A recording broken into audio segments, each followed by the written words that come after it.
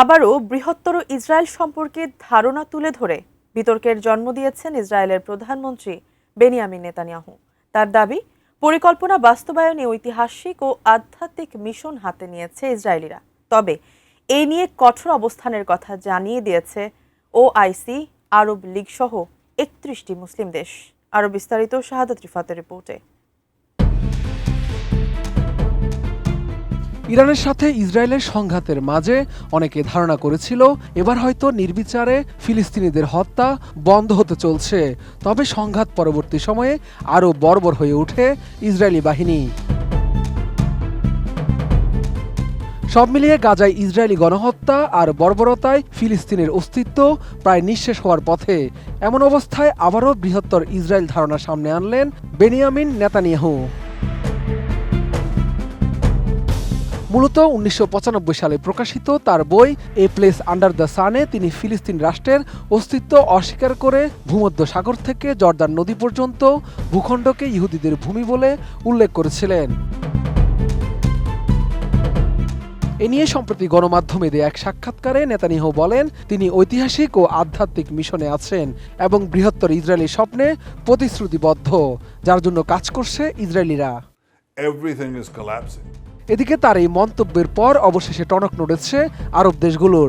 ৩১টি মুসলিম দেশ এক যৌথ বিবৃতি জারি করে বেনিয়ামিন নেতানিয়াহুর বৃহত্তর ইসরায়েল গঠনের পরিকল্পনার বিরুদ্ধে হুঁশিয়ারি দিয়েছে। RICL TMX, যুগের পর যুগ স্থাপনা থাকে মজবুত। জানা যায় বৃহত্তর ইসরায়েল ধারণার সূত্র অনেক পুরনো।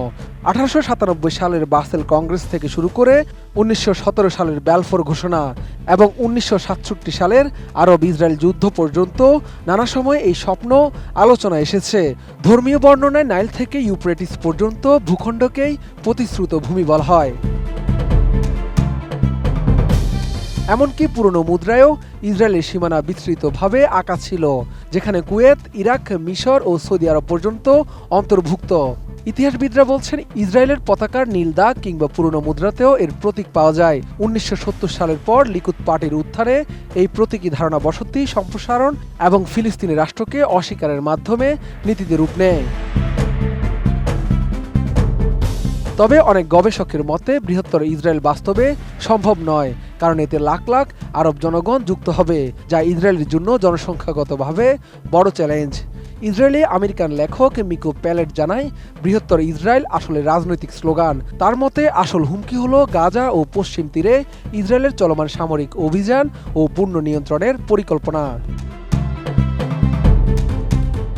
শাহাদাত রিফাত, ATN নিউজ, ঢাকা।